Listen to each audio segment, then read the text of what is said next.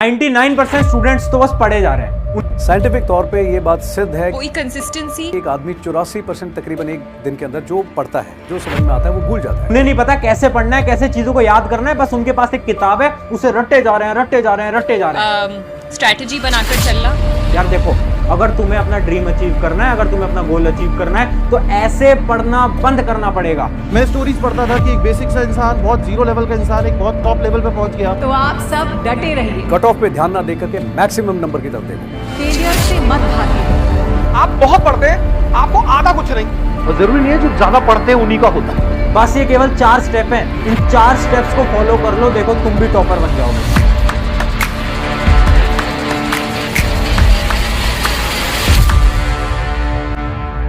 सो hi everyone, मेरा नाम है Prashant, mentor of thousands of students. देखो, आज इंट्रो वगैरह नहीं देता, डायरेक्ट पॉइंट पे आता हूं। मुझे पता है बहुत सारी प्रॉब्लम आ रही है। तुमने टाइटल देखा होगा, जीरो टू हीरो। अब देखो, तुम चाहे आज के समय पर कहीं पर भी स्टैंड करते हो, चाहे तुम क्लास के सबसे डफर बच्चे हो, या फिर तुम एक एवरेज बच्चे हो, या फिर तुम मेहनत तो करते हो बट तुम्हारा स्कोर नहीं आ पा रहा, चाहे कुछ भी प्रॉब्लम हो, चाहे तुम किसी कॉम्पिटिटिव एग्जाम की तैयारी कर रहे हो, चाहे तुम स्कूल लेवल एग्जाम की तैयारी कर रहे हो, चाहे किसी भी एग्जाम की तुम तैयारी कर रहे हो, ये वीडियो बहुत इंपॉर्टेंट है। क्यों? क्योंकि आज मैं तुम्हें एक ऐसा 4 स्टेप का प्रोसेस बताने वाला हूं। इस प्रोसेस पे तुम चल लो और उसके बाद देखना कैसे तुम यहां से लेकर यहां तक पहुंचोगे। तुम एक जीरो से एक हीरो बनने वाले हो। तुम्हारे स्कोर के अंदर तुम्हें बहुत बड़ा चेंज देखने को मिलने वाला है। तो एक नोटबुक पेन लेकर आ जाओ और इन 4 स्टेप्स को नोट कर लेना। डायरेक्ट पॉइंट पे आ रहा हूं। पहला है स्टेप नंबर 1। अब इस स्टेप को एक स्टोरी से समझाता हूं। मेरे साथ साथ स्टोरी को विजुलाइज करते चलना, समझते चलना। देखो, याद करो वो दिन जब तुम छोटे थे, जब तुम बहुत छोटे थे, 1 साल के थे, जब तुम चलना भी नहीं जानते थे, है ना, जब तुम ऐसे ही घुटनों के ऊपर चलते रहते थे। उस समय पर, ध्यान से सुनना, उस समय पर तुम्हारे लिए चलना, अपने पैरों पे चलना दुनिया का सबसे टफ काम था। हाँ या ना? हाँ या ना? इमेजिन करो, वो छोटा सा बच्चा जो कि अभी 1 साल का भी नहीं हुआ है, क्या वो कभी सोच सकता है कि वो अपने पैरों से चल सकता है? नहीं। वो कोशिश करता है, वो गिरता है, वो कोशिश करता है, वो गिरता है, वो कोशिश करता है, वो गिरता है। बट एक दिन ऐसा आता है जब वो चलने लग जाता है। उसके बाद तुम थोड़े और बड़े हुए, है ना, तुम 5, 6, 7, 8 साल के हुए। उसके बाद क्या हुआ? तुम्हारे घर वालों ने तुम्हें एक साइकिल ला के दी। क्या तुम्हें साइकिल चलानी आई? नहीं। तुम साइकिल चलाई और तुम बहुत बार गिरे। उस समय पर तुम्हें साइकिल चलाना दुनिया का सबसे टफ काम लगता था। हाँ या ना? हाँ भैया, साइकिल चलाना तुम्हारे लिए ऐसे था कि ये तो बहुत टफ है, इसको मैं कैसे सीखूंगा। बट तुम कुछ दिन साइकिल चलाते रहे और तुमने साइकिल चलाना भी सीख लिया। लेकिन आज अगर मैं तुमसे ये पूछूं, क्या तुम्हें चलना आता है? क्या तुम्हें साइकिल चलानी आती है? तो तुम बोलोगे, भैया ये कैसा सवाल है, ये तो दुनिया का सबसे आसान काम है। है ना? चलना दुनिया का सबसे आसान काम है। भैया अगर मेरे पास 2 अपने पैर हैं तो मैं आराम से चल सकता हूँ। है ना? अगर भैया मुझे साइकिल चलानी आती है, मैं आराम से चला सकता हूँ। क्या साइकिल चलाना या फिर चलना कोई डिफिकल्ट काम है?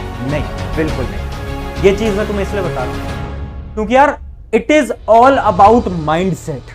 ध्यान से सुनना मेरी बात। बचपन में जब तुम छोटे थे तो तुम्हारे लिए चलना बहुत डिफिकल्ट काम था, क्योंकि तुम खुद से चल नहीं पाते थे। बट जैसे ही तुमने चलना स्टार्ट करा तो तुम्हारे लिए चलना दुनिया का सबसे आसान काम हुआ।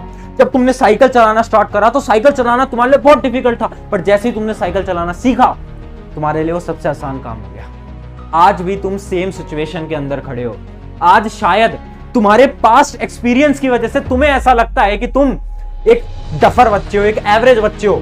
शायद तुम किसी कॉम्पिटिटिव एग्जाम की तैयारी कर रहे हो, जैसे IIT, JEE, नीट, और तुम्हें ऐसा लगता है कि तुम उसमें अच्छी रैंक नहीं लेके आ पाओगे। क्यों? क्योंकि तुम्हारी क्लास 10 तक, क्लास 9 तक स्कोर अच्छा नहीं आया होगा, मैं मानता हूं। बट ये सब माइंडसेट का खेल है। जिस दिन तुमने वो IIT का सपना, या फिर वो NIT का सपना, या फिर किसी का भी तुम्हारा जो सपना है, वो 95 का सपना जिस दिन तुमने अचीव करा, उस दिन तुम हंसोगे देखकर कि यार मैं इससे डरता था, मैं IIT क्रैक करने से डरता था।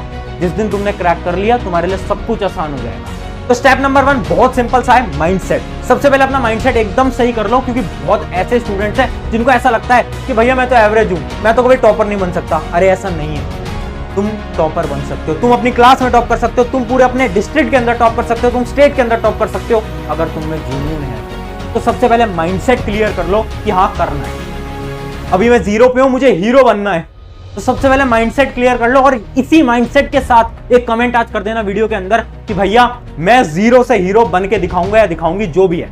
तो स्टेप नंबर 1 एकदम क्लियर हो गया। हमने इंपॉसिबल टास्क को आसान सिचुएशन में ला दिया है। अब देखना हमारा technique number 2, step number 2। Step number 2 एक स्टोरी से समझाता हूं। ये स्टोरी ना एक टीचर है ओझा सर, उन्होंने अपनी क्लास के दौरान सुनाया था सभी स्टूडेंट्स को। स्टोरी इस प्रकार थी, बहुत ध्यान से सुनना, बहुत फनी स्टोरी है। हुआ क्या ना, एक बार एक लड़का था, उसकी एक गर्लफ्रेंड थी, तो उसकी गर्लफ्रेंड की ना शादी हो जाती है। तो फिर वो अपनी गर्लफ्रेंड के पास जाता है, बोलता है कि यार मुझे ना तुम्हारी निशानी के तौर पे कुछ दे दो। तो गर्लफ्रेंड ने क्या करा कि अपनी जो जूती होती है, जूती उसको दे दी कि भाई रख ले, ये मेरी निशानी के तौर पे। तो उसने क्या करा, उस लड़के ने उस जूती को लिया और वो सुनार के पास ले गया जो सोने का काम करते हैं, और उसको बोला कि इस जूती को पूरे सोने की फ्रेम के अंदर डाल दो, सोने के डब्बे के अंदर डाल दो। तो सुनार ने क्या किया कि उस जूती को अपने घर लेके गया और अपने घर वालों को दिखाया, और उसके सभी घर वालों को यह लगा कि यार ये जो जूती है ना, ये किसी महान पुरुष की है, ये किसी ज्ञानी पुरुष की है। क्यों? क्योंकि वो एक सोने के डब्बे के अंदर उसको रखवा रहा था। तो सभी को लगा, तो सभी ने क्या करा, उस जूती के सामने अपने माथा टेका, उस जूती के सामने अपने हाथ जोड़े, सब कुछ किया। फिर अगले दिन जब वो आया लड़का सुनार के पास अपनी जूती लेने के लिए, तो उस सुनार ने पूछा कि ये बताओ ये जूती किस महान पुरुष की है। तो उसके बाद उस लड़के ने आंसर दिया कि ये तो मेरी गर्लफ्रेंड की जूती है। तो ये जो स्टोरी है ना, इससे हमें क्या सीखने को मिला? इससे हमें ये सीखने को मिला कि किसी भी काम में बिना जाने नहीं घुसना चाहिए। और यही है आपका स्टेप नंबर 2, जो कि है पैटर्न एनालिसिस। 90% स्टूडेंट्स को ये नहीं पता कि वो किस एग्जाम की तैयारी कर रहे हैं, उसमें तैयारी करी कैसे जाती है। एक एग्जांपल लेता हूं, तुम अभी 10वीं बोर्ड की तैयारी कर रहे हो, तुम्हारे 5 या 6 सब्जेक्ट आते हैं। क्या तुम्हें यह पता है कि किस सब्जेक्ट के लिए कौन सी स्ट्रेटेजी फॉलो करनी है? क्या तुम्हें पता है साइंस के लिए कौन सी बुक लेनी है? क्या तुम्हें पता है मैथ के लिए कौन सी बुक पढ़नी है? क्या तुम्हें पता है एसएसटी के लिए कौन सी बुक पढ़नी है? नहीं।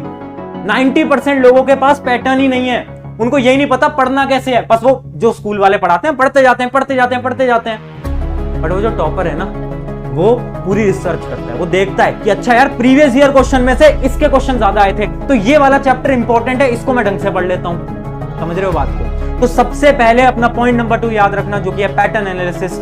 आप जिस भी एग्जाम की तैयारी कर रहे हो, सबसे पहले उसका पैटर्न देखो, सवाल कैसे पूछे जाते हैं, कौन से सब्जेक्ट की कैसी स्ट्रेटेजी आप फॉलो करने वाले हो, कौन सी बुक लेने वाले हो, कौन से टीचर्स को फॉलो करने वाले हो। अब चलते हैं हमारा स्टेप नंबर 3। इन सभी चीजों को नोट करते चलना। स्टेप नंबर 3 आपको मैं स्क्रीन के ऊपर समझाऊंगा, बहुत ध्यान से देखना, बहुत इंपॉर्टेंट स्ट्रेटेजी है। देखो एक स्टूडेंट था, कौन? राहुल। अब राहुल को बोला कि यार गड्ढा खोद, जमीन के अंदर गड्ढा खोद, तुझे पानी मिलेगा। तो राहुल क्या करता है, देखना ये जमीन है और राहुल गड्ढा खोदना स्टार्ट करता है। राहुल खोदता है, खोदता है, खोदता है, यहां तक खोदता है, फिर वो थक जाता है, वो बोलता है यार इस जमीन में तो पानी नहीं है। फिर वो 1 किलोमीटर आगे जाता है और फिर से 1 घंटे तक गड्ढा खोदता है, फिर उसे पानी नहीं मिलता। फिर वो आगे जाता है, फिर गड्ढा खोदता है, फिर वो आगे जाता है, फिर वो गड्ढा खोदता है। ऐसे गड्ढा बहुत जगहों पर खोदता रहता है, उसे कहीं भी पानी नहीं मिलता। और पानी पता कहां पर था? पानी था यहां पर, इस जगह पर। अगर राहुल, इमेजिन करो राहुल ने 7 अलग अलग गड्ढे खोटे, तो उसे कितना टाइम लगा? 7 आवर्स। कितना टाइम लगा? 7 आवर्स, 7 घंटे उसे लग गए। बट अगर राहुल थोड़ा सा दिमाग लगाता और एक ही जगह पे पूरा गड्ढा खोद देता, चाहे 2 घंटे लगते। इमेजिन करो इसी जगह पर वो गड्ढा खोदता रहता, तो एक टाइम पर पानी उसे मिल जाता। यहीं पर ही हमारा स्टेप नंबर 3 आता है। स्टेप नंबर 3 है कि यार आप जिस भी रिसोर्स से पढ़ रहे हो, जिस भी टीचर से पढ़ रहे हो, उन्हीं से पढ़ो। 90% स्टूडेंट क्या करते हैं, जब से यूट्यूब आया ना, तो एक चैप्टर यहां से पढ़ लेंगे, एक यहां से पढ़ लेंगे, एक यहां से पढ़ लेंगे, एक यहां से पढ़ लेंगे। 10 किताबें लाकर रख देंगे घर में कि भैया मैं ना ये किताब से भी पढ़ लूंगा, इससे भी पढ़ लूंगा, इससे पढ़ लूंगा। अरे क्या कर रहा है यार? अगर हर जगह गड्ढे खोदेगा तो कहीं से भी रिजल्ट नहीं निकलेगा, कहीं से भी सिलेक्शन नहीं निकलेगा। तो अगर तुझे जीतना है ना, तो पहले तो राहुल की तरह मत बन। तुझे क्या करना है? तुझे एक ही जगह पर पढ़ते रहना है, एक ही किताब से पढ़ते रहना है, एक ही टीचर को फॉलो करना है। तो स्टेप नंबर 3 समझ गए। अब स्टेप नंबर 4 और फाइनल पॉइंट। देखो यार, इमेजिन करो जब आप खाना खाते हो, आप इमेजिन करो आप 2 रोटी खाते हो डेली की। अब क्या हुआ ना, आपने एक दिन 10 रोटी खा ली, तो क्या होगा? वॉमिट, उल्टी, यही होगा ना। 10 रोटी तो नहीं आपका पेट पचा पाएगा, नहीं ना। तो आपका जो ब्रेन है ना, वो भी आपके पेट की तरह है, वो भी आपके स्टमक की तरह है। कैसे? अब इमेजिन करता हूं मैं एक स्टूडेंट है जो कि पूरे साल भर केवल 1 घंटे पढ़ा है, 1 घंटे भी नहीं पढ़ा। अब अचानक से एग्जाम आ गए, तो स्टूडेंट का दिमाग चला और उसने बोला अब तो मुझे 10-10 घंटे पढ़ना पड़ेगा। तो क्या आपका दिमाग 10 घंटे पढ़ने को तैयार है? नहीं। जब आप पूरे समय पर, पूरे साल भर 1-1 रोटी खाते आ रहे थे, तो आखिरी के 1 महीने तुम 10-10 रोटी कैसे खा लोगे? ये तो बात ही प्रैक्टिकली नहीं है ना। और यहीं पर ही हमारा स्टेप नंबर 4 आता है, जो कि है सेल्फ चेक। मतलब देखो हमें क्या करना है ना, हमें खुद पे चेक करते रहना है कि आज अगर मैं 1 घंटा पढ़ रहा हूं, तो कल मैं थोड़ा सा और पढ़ूं, फिर मैं थोड़ा सा और पढ़ूं, फिर मैं थोड़ा सा और पढ़ूं। जरूरत नहीं है कि तुम 10-10 घंटे पढ़ो। 90% स्टूडेंट पता क्या करते हैं? 90% स्टूडेंट्स की कहानी बताता हूं मैं।